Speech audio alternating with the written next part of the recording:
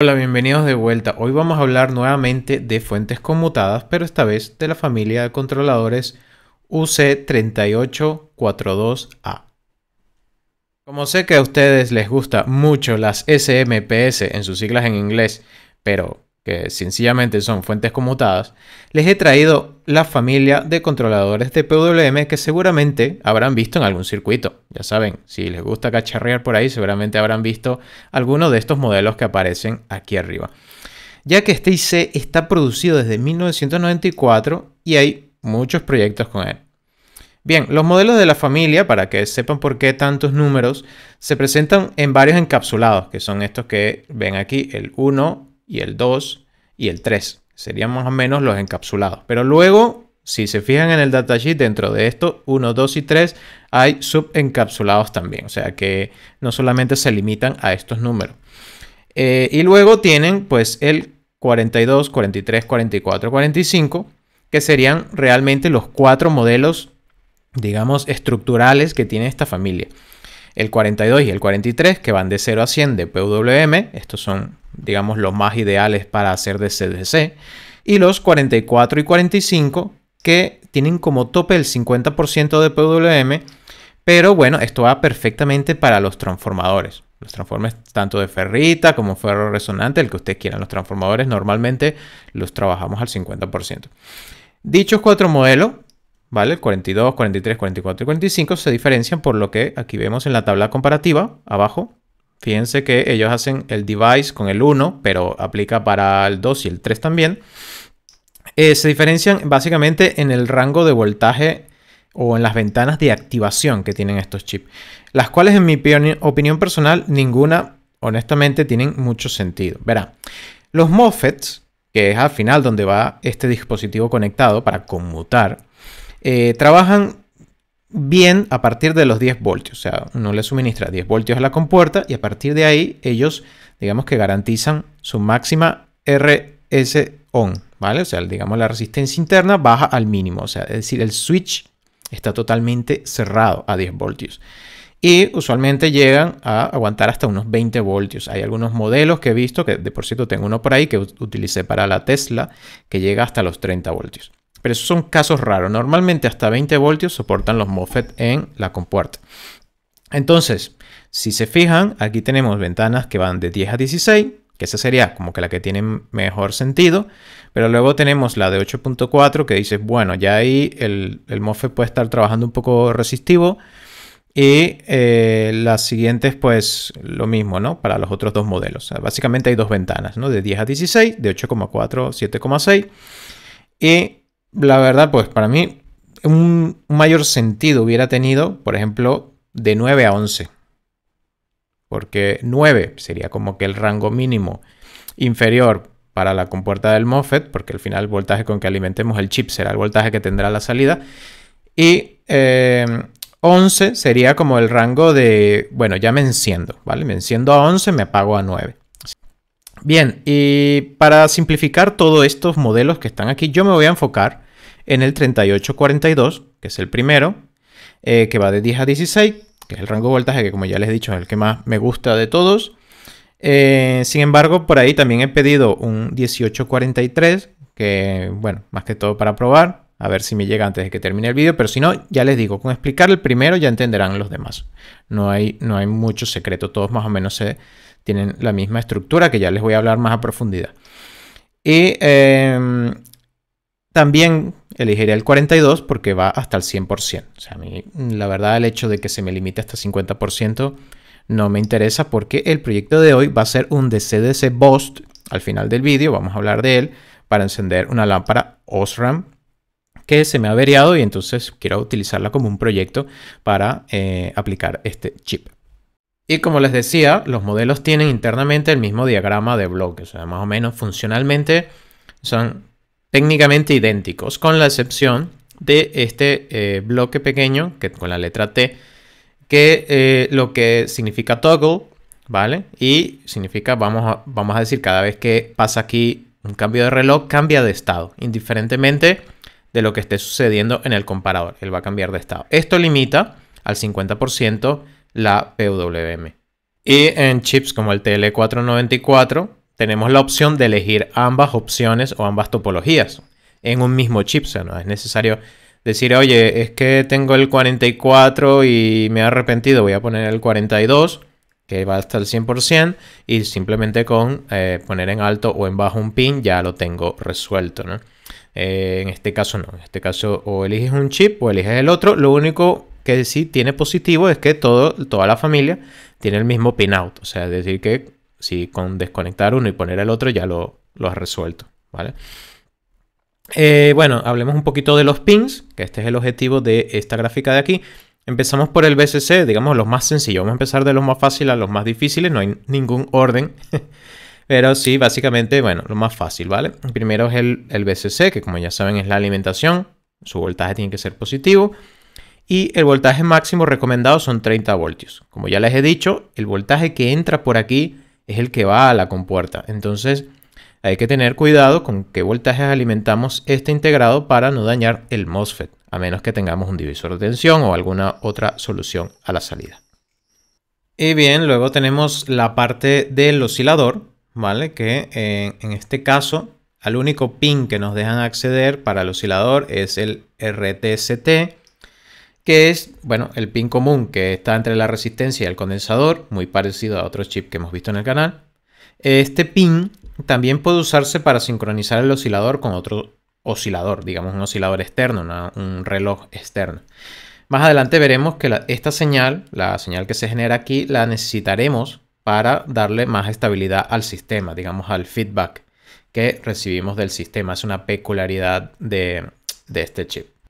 Bien, y ahora hablemos de la parte más compleja de este chip y la razón por la cual no es mi favorito, pero si estamos diseñando o queremos reparar alguna fuente conmutada de CDC, como lo queráis llamar, que esté utilizando este chip, tenemos que prestar atención a la parte del feedback. Fíjense, si lo comparamos como por ejemplo con el 3525 o el TL494, nos daremos cuenta que el oscilador no está conectado de la misma manera a los amplificadores de error. De hecho, en el 3842 no está conectado de ninguna manera. El oscilador va directamente a la salida y al flip-flop. Entonces, es decir, que todo lo que nosotros estamos midiendo de aquí está a destiempo, no está sincronizado. Si vemos el 3525 aquí abajo, vemos que la rampa que se crea en CT, en el condensador de carga y descarga del oscilador, se compara con el amplificador de error. Y además también tenemos el reloj al flip-flop a la salida, es decir, lo mismo que teníamos aquí arriba. Entonces, esto crea, digamos, un equilibrio muy delicado entre, digamos, equilibrio y desventajas entre el sensado de corriente y el sensado de voltajes. Pero bueno, empecemos con el sensado de corriente, que digamos que es lo más difícil, que son estas dos gráficas que están aquí abajo. Y hay que tener en cuenta varias cosas. Una de ellas, no hay un amplificador de error para la corriente. O sea, si se fijan, cuando yo medía corriente con el 3525 o el TL494, yo utilizaba un amplificador de error. Externo, interno, de alguna manera. En este caso, no tenemos un amplificador de error, sino tenemos un comparador. Y esto crea pues una relación incómoda entre el voltaje, porque lo estamos comparando directamente con el amplificador de error del voltaje. Digamos el voltaje que tenemos a la salida de nuestra fuente de alimentación. Y encima está limitado a 1 voltio. Es decir, que el sensado de corriente que tengamos aquí lo estamos comparando con una señal máxima de 1 voltio y además no está sincronizada con el reloj. Entonces, ¿qué quiere decir que no esté sincronizado con el reloj? Que no podremos introducir aquí ninguna señal DC. Entonces, ¿qué pasaría si introduciríamos una señal DC? Pues el comparador quedaría anclado. O sea, este comparador de aquí se anclaría y a la salida tendría un 1 o un 0 para siempre. Y el flip-flop pues dejaría de reiniciarse, por lo cual no podremos controlar la PWM. Por ejemplo, si tenemos una corriente menor al voltaje, pues tendríamos un 95% de PWM a la salida. Y si fuese lo contrario, pues veríamos un 0% de PWM a la salida. O sea, no tiene ningún sentido. Ninguno. Pero bueno, es decir, tiene sentido porque no está sincronizado, pero no tiene sentido porque si queremos medir una corriente DC, en este caso no podríamos. Entonces, Vale, me dices, ok, no puede ser una señal DC. ¿Puede ser una señal cuadrada? No, porque la señal cuadrada también tiene características que es como que son DC. Digamos, hay DC, no hay DC. Hay DC, no hay DC. Y entonces, digamos que entre el estado 0 y 1 de la señal cuadrada de corriente, pues tendríamos lo mismo. O el 95% o el 0% todo el rato. Entonces, no nos serviría tampoco. Tiene que ser una rampa. Tiene que ser una rampa. Así como lo vemos aquí abajo. Una rampa y además de subida. No puede ser de bajada. Bueno, la rampa introducida debe estar sincronizada obviamente con el reloj. ¿Vale? Afortunadamente podremos medir la corriente en el source del MOSFET. Lo cual ya está conmutando a la frecuencia del reloj. Pero perderemos, sí que es verdad que no, digamos que a la salida perderemos una porción del reloj, que nos limitará un poco el PWM máximo, pero ya resolvemos el tema de la rampa. El ruido también puede afectar muchísimo esto, porque si la rampa que nosotros estamos introduciendo aquí tiene ruido o picos intermedios, pueden disparar sin querer el flip-flop e incluso cambiarte la frecuencia de operación del circuito a la salida, porque ya la estaríamos reiniciando. Digamos varias veces el ciclo de trabajo. Entonces el ruido muy importante, por eso que aquí nos muestran un circuito resistivo capacitivo para filtrar estos picos que no queremos, ¿vale? Si queremos PWM más del 50%, ya les había dicho que habían dos modelos, ¿no? Uno que llegaba hasta el 50 y otro que llegaba hasta el 100. Pues resulta que el que llega hasta el 100 también puede estar limitado hasta el 50, pero ya no por el flip-flop este que está aquí, sino porque por la señal de reloj que se pierde en la conmutación. Entonces también tendremos, ¿te acuerdan que les dije, no? Que utilizaríamos este pin RTST para darle un poquito de estabilidad a la fuente con el feedback. Pues aquí tenemos un circuito que ven que la señal que está en RTST es esta diente de sierra que tenemos aquí. Y nosotros de alguna manera la inyectamos a la corriente de sensado que tenemos aquí en el source de nuestro MOSFET, que el MOSFET no se ve, pero bueno, asumimos que está conectado aquí arriba. Y esta señal de reloj más la señal de sensado nos daría la porción de reloj que nos falta aquí en eSense. O sea que ya ven el jaleo que hay nada más para sensar la corriente. Pero bueno, no estén tristes. Yo también cuando lo vi dije, bueno, al final, cuando ya lo entiendes y lo aplicas y lo pones en el circuito y juegas un poco con los valores de la resistencia del condensador y tal, al final consigues el equilibrio. El equilibrio se termina consiguiendo. Pero claro, en principio, cuando tú compras un circuito integrado, piensas que te hará un poco más fácil todo porque ya está todo dentro, pero no. Aquí tenemos que ser electrónicos y tenemos que pensar en resolver el problema. Y si me preguntáis, ¿y por qué hay un 95% y un 0%? ¿Y por qué no hay 100 y 0? Nunca vamos a llegar al 100% porque el ancho del pulso, este pequeñito del reloj, es más o menos eso, un 5%. Entonces, digamos que también es una mentirilla, digamos, nunca vamos a tener el 100%. Bien, entonces resuelto ya el tema de cómo tenemos que medir la corriente, pues aquí en este recuadro hay un pequeño resumen de cómo sería un poco el feedback. Claro, es un resumen muy resumido. Si ven aquí el eSense, efectivamente mide la corriente en el source del MOSFET de conmutación, pero bueno, no está ni lo de la retroalimentación del reloj ni nada de eso que vimos antes, que ya lo veremos implementado más adelante. Y el feedback de voltaje es igual como hemos hecho en el TL494 o el 3525, que es un divisor de tensión. ¿Qué es lo que busca el divisor de tensión? Pues tener el mismo voltaje que nuestro voltaje de referencia, ¿vale? En este caso, el voltaje de referencia del amplificador de error, que es 2.5 voltios. Entonces, además un 2.5 exacto, ¿no? 2.500, lo cual está muy bien, la precisión se agradece. Entonces, si por ejemplo queremos aquí 5 voltios, hacemos un divisor de tensión al 50%, o sea, es decir, dos resistencias iguales, y aquí tendremos 2.5 cuando aquí hayan 5 voltios. ¿Qué es lo que hará el chip? Ajustará su PWM para garantizar que aquí siempre haya 5 voltios.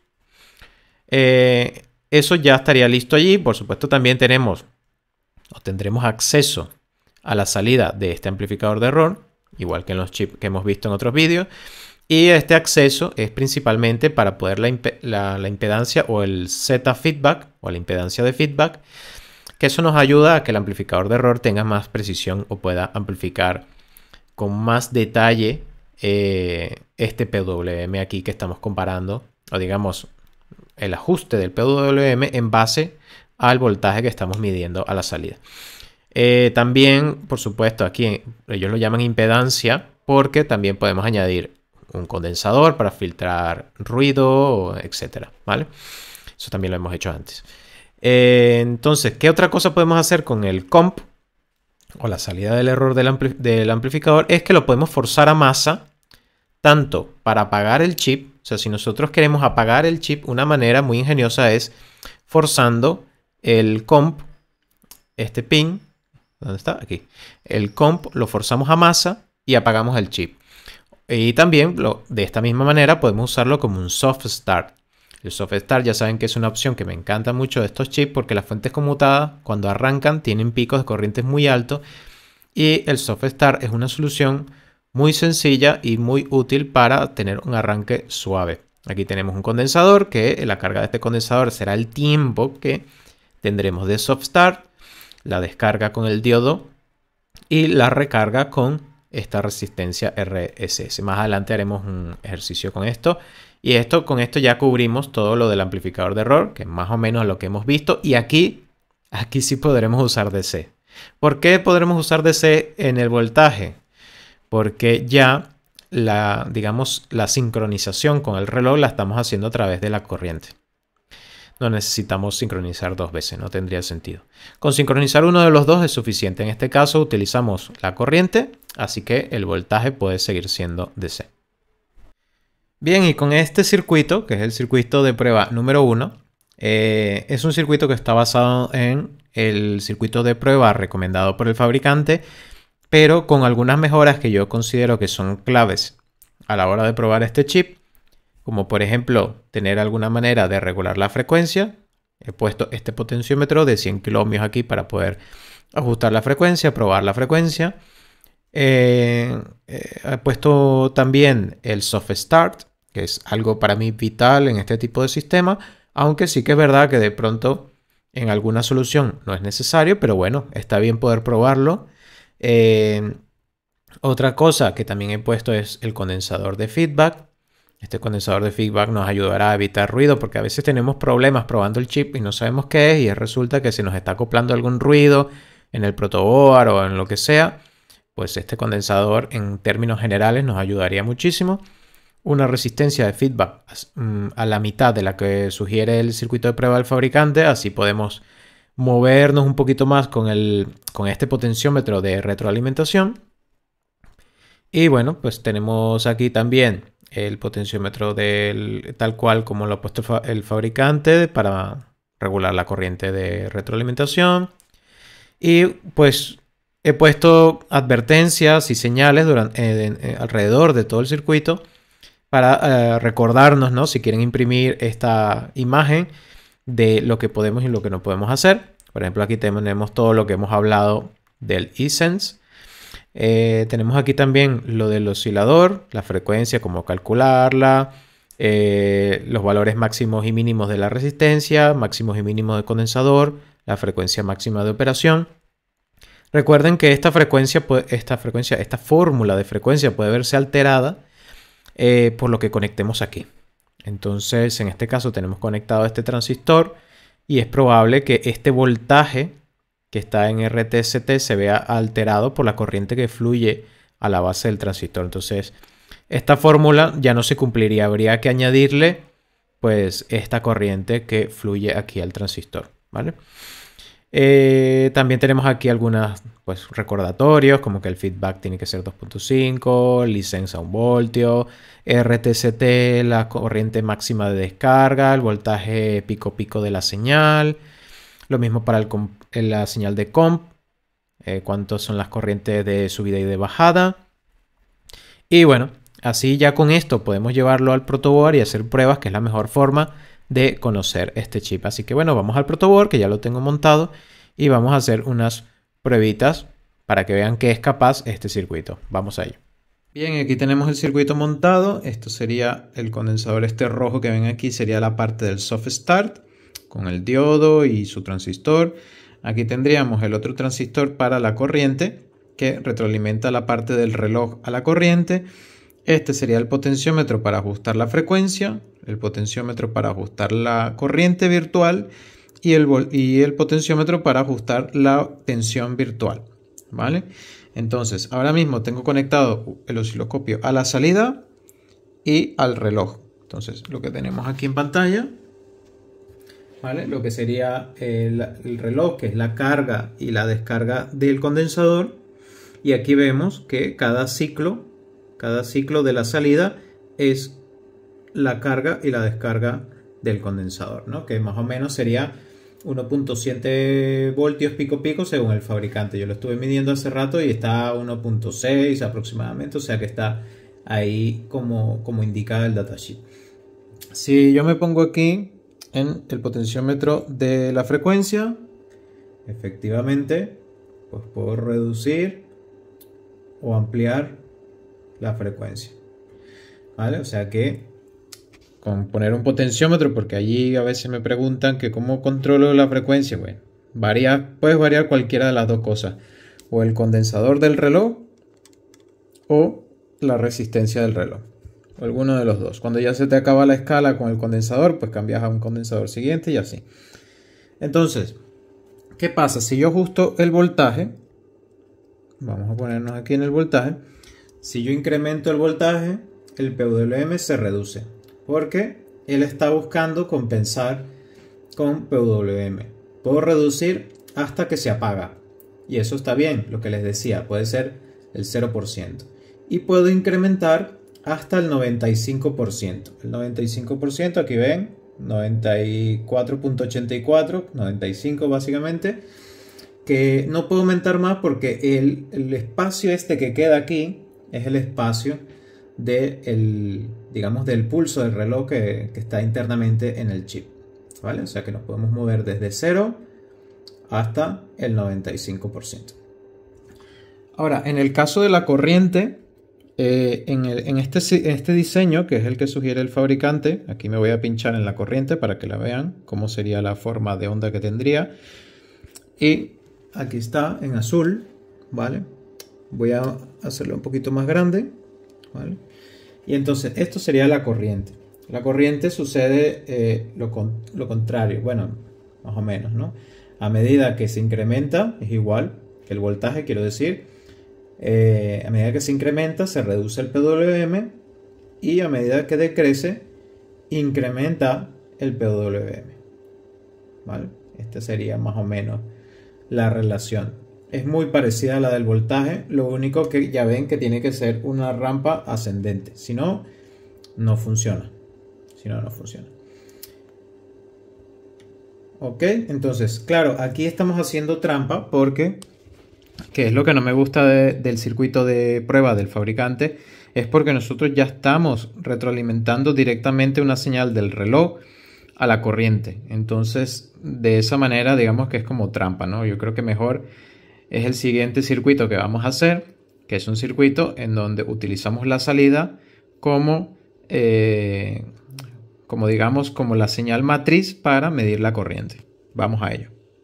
Este es el circuito de prueba número 2 y sería una variante del que estamos viendo anteriormente, y la he hecho especialmente para probar o simular de que estamos midiendo la corriente utilizando la salida.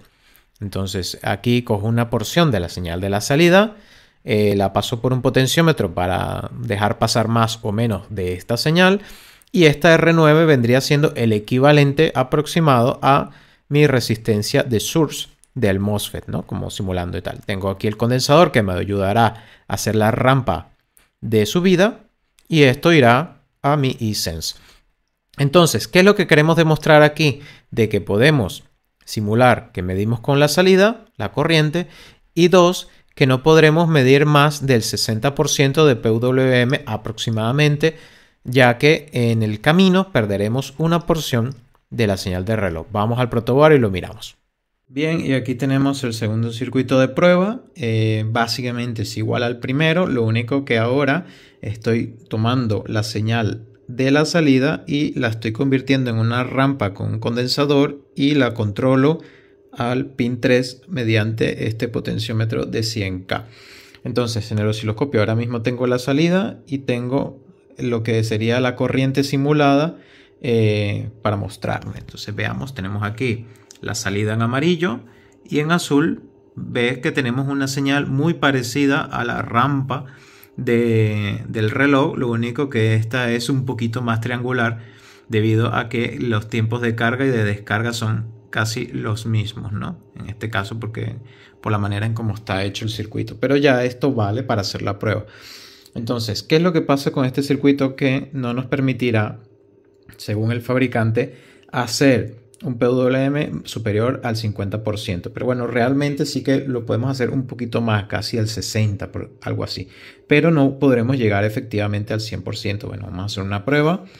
Ya que tenemos aquí la corriente, yo voy a ir jugando con la corriente y verán que, por ejemplo, hacia abajo sí que puedo ir. Miren cómo la corriente se va ajustando. Hacia abajo sí que puedo ir hasta prácticamente 0. Y hacia arriba, que son muchas vueltas las que hay que dar.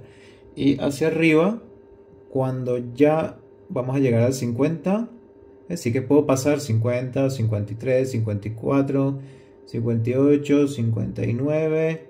Y aquí, mira, colapsa. Aquí ya colapsa. Entonces voy a volver aquí al 50 y ahora voy a mover el voltaje. El voltaje sí que va mucho más rápido. Y como ven, en el caso del voltaje, puedo apagarlo por completo. Y si subo el voltaje, pasa lo mismo que con la corriente. 60. Ah, mira, aquí sube un poquito más. Y aquí colapsa. Colapsa. O sea, digamos que al 60 y tanto llega, colapsa y quiere ser ya el máximo. Quiere irse al máximo.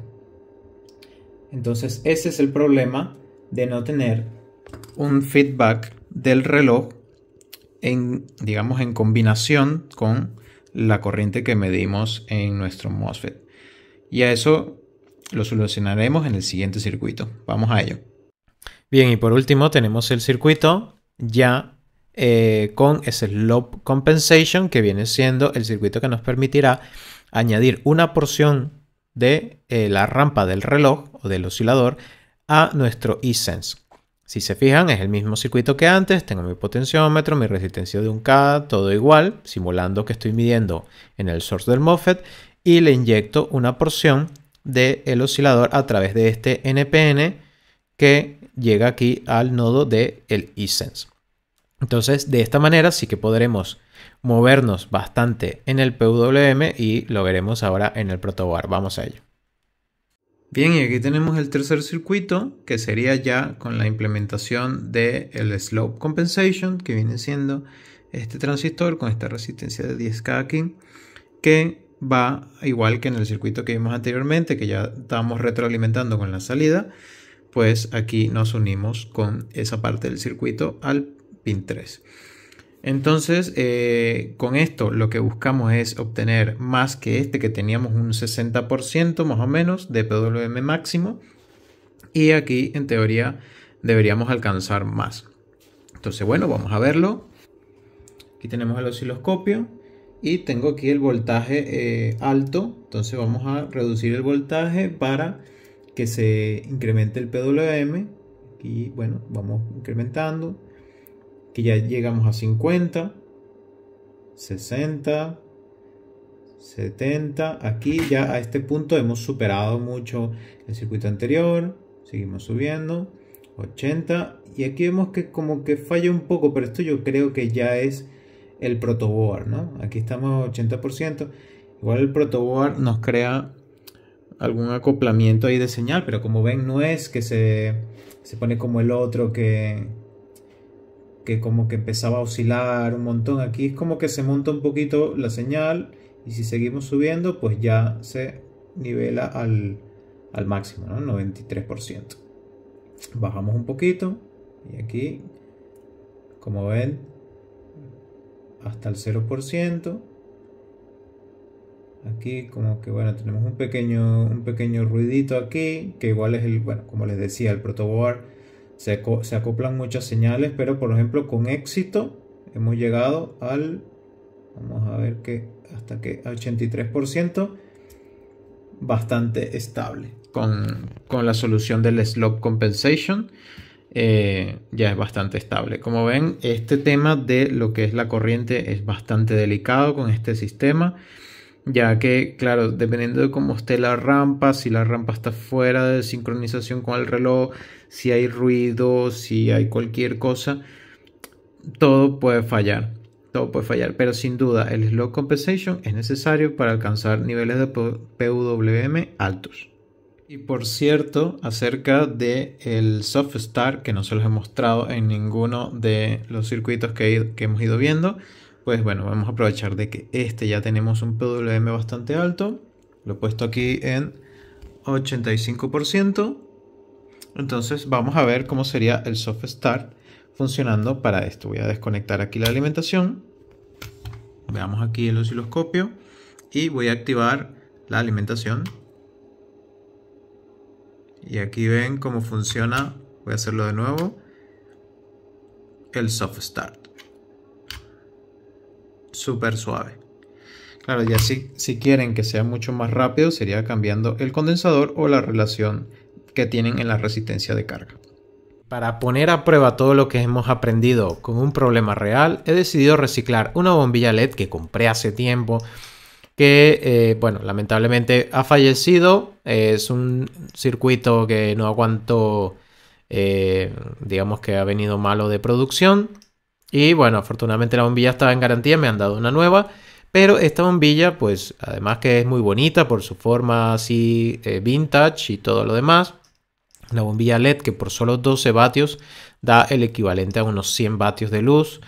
Y esta en particular es luz cálida, 4000K, que es un blanco similar a la luz del sol, ¿vale? Nada, haremos con el UC3842 un circuito BOST para encender estos LED que honestamente al principio no sabía a qué voltaje tenía que encenderlos, pero suponía que era más o menos el voltaje de red, más o menos. Lo que no estaba seguro era si era por encima del voltaje de red o por debajo del voltaje de red. Es decir, no sabía si tenía que hacer...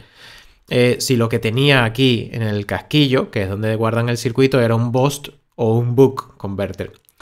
Entonces, bueno, en principio, como mi idea era trabajar con unos 18 voltios de alimentación DC, dije, bueno, sí o sí tendré que hacer un BOST y ya veremos hasta qué voltaje tengo que llegar con este BOST para encender la bombilla. Y este es el circuito que me ha funcionado finalmente para encender la bombilla ORRAM. Como les decía, no sabía qué voltaje exactamente era, así que pues antes de nada quise hacer yo el circuito, probarlo bien, que funcionara perfectamente y de manera de mostrárselo a ustedes. Bien, entonces, básicamente es el circuito que hemos venido viendo durante el vídeo.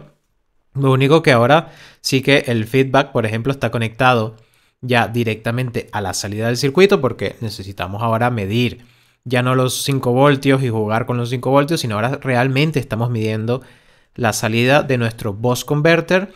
Aquí tenemos ya la estructura del bus converter, la inductancia, el MOSFET, el diodo de salida, el condensador de salida.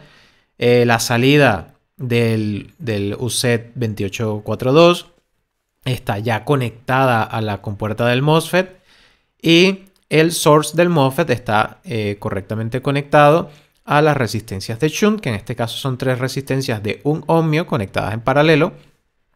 Y estas resistencias nos limitarán la corriente o la potencia que irá a nuestro LED a aproximadamente 10 vatios, ¿vale? Que es más o menos lo que he decidido poner aquí. Recordar que este MOSFET tiene una impedancia muy alta, es más o menos más de medio ohmio, me parece. Y para un MOSFET es bastante, por lo que tendrán que ponerle disipador de calor. Si tienen algún MOSFET que disipe menos potencia, o sea, quiero decir que tenga una resistencia mucho más pequeña internamente, pues mucho mejor, porque así se pueden ahorrar el disipador de calor. Bien, otra cosa que tener en cuenta es la frecuencia que yo he decidido utilizar, son 65 kHz. Para ello he utilizado un condensador de 1 nano y he ajustado aquí con mi potenciómetro hasta llegar a los 65 kHz. En el feedback he ajustado las resistencias en proporción al voltaje que tengo aquí a la salida, que ya les adelanto que es bastante alto. Lo dejaré de sorpresa cuando veamos el circuito.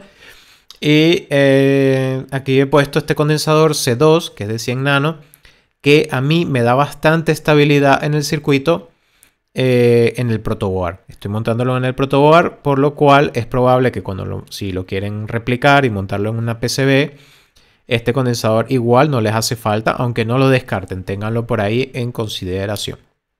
Bien, soft start, igual como lo estamos viendo antes, lo único que he cambiado el condensador a 2.2, no necesita más porque igual durante el arranque, como el bus converter tiene que llenar este condensador a la salida, ya la corriente está limitando la PWM durante el arranque. Es decir, que el soft start prácticamente no trabaja. Pero bueno, lo he implementado igualmente. Aquí está. En el caso del feedback, pues tenemos la resistencia de 100K, que la he subido de 56 a 100K. Y pues el mismo condensador de 100 nano. Como último detalle, y no menos importante, es este condensador de acoplamiento C4 que he añadido. Si se acuerdan antes, aquí no había un condensador, era la resistencia directamente a license. Yo he añadido el condensador porque aquí, a la salida de este transistor, está el mismo componente DC que tenemos en RTCT. Y yo he decidido eliminar ese componente DC para ver si había alguna mejora. Y efectivamente la hubo. La verdad, la mejora es notable en el rendimiento del circuito. Entonces, este condensador C4, la verdad, da muchos beneficios a la hora de darle un poquito de AC a este sistema de aquí. Pero nada, basta de palabras, vamos a verlo en acción. Vamos a ello.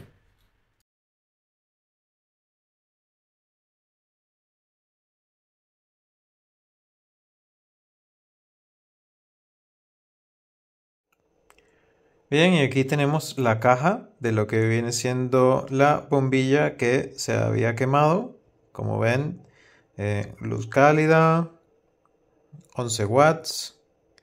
Y bueno, pues la verdad, muy buena luz la que da la bombilla, pero no duró nada, 6 meses solo. Voy a dejarla por aquí.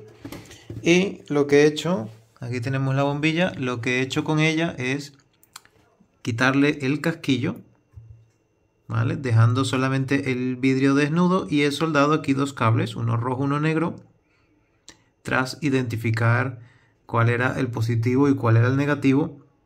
En los LEDs, básicamente, a ver si lo conseguimos ver.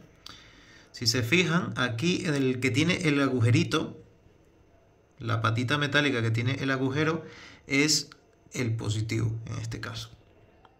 Y la que no lo tiene, pues el negativo. Entonces, ¿qué he hecho? He puesto un condensador que he reciclado de una fuente de alimentación de estas de ordenador, que estos son de 450 voltios, 180 micro. Aquí tengo conectado el multímetro, que ahora mismo lee que hay 1.7 voltios, que bueno, no es nada, totalmente seguro. Aquí tenemos la bobina.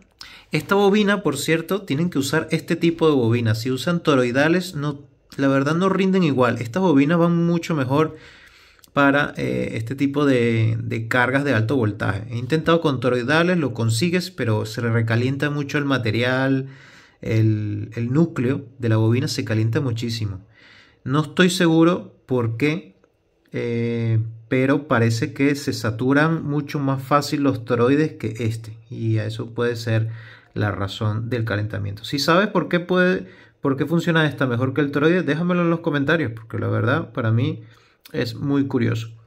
Bien, aquí está el MOSFET con su disipador de calor y todo el circuito aquí, como ven en el protoboard. Estos son el circuito 1, el 2, el 3, y este viene siendo el circuito para la lámpara. O sea que vamos más o menos tanto. Estos condensadores que están aquí los he puesto para, bueno, aliviar un poco todo el tema del ruido.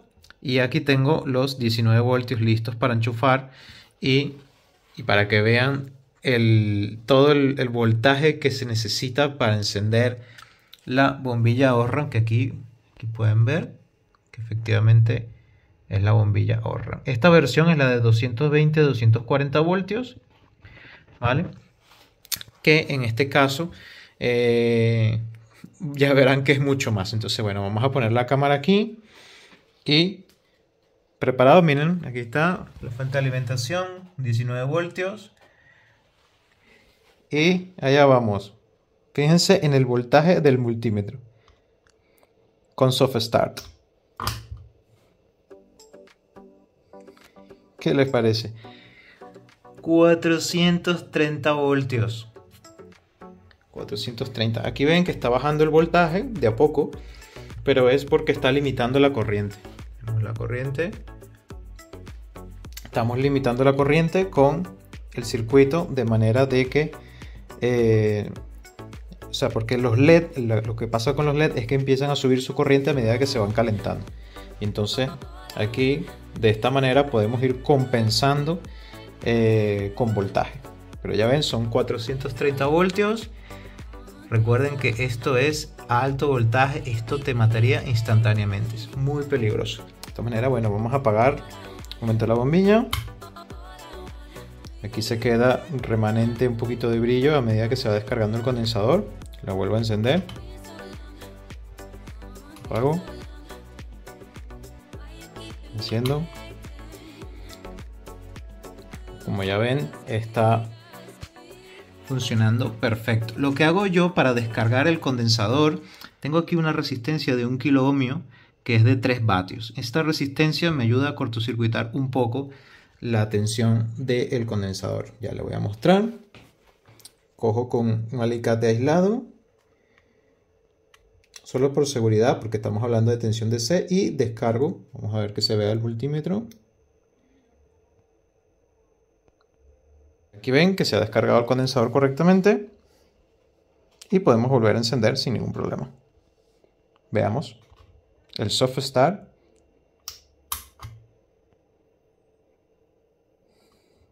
Excelente. De 0 a 430 en un momento.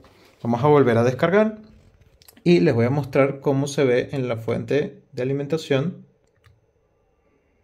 ¿Vale? Descargamos el condensador y vamos aquí en la fuente de alimentación. Voy a encender la lámpara para que vean cómo sería el comportamiento de la corriente. Y ahí, como ven, estabiliza, o sea, el pico máximo fue 0,8 amperios y ahí estabiliza a medio amperio. Pues, ¿qué les ha parecido el proyecto? Espero que les haya gustado y mucho cuidado, esto es alto voltaje y la verdad no intenten descargar el condensador cortocircuitándolo porque es muy peligroso. La verdad podrían incluso derretir la herramienta. Así que bueno, hasta la próxima.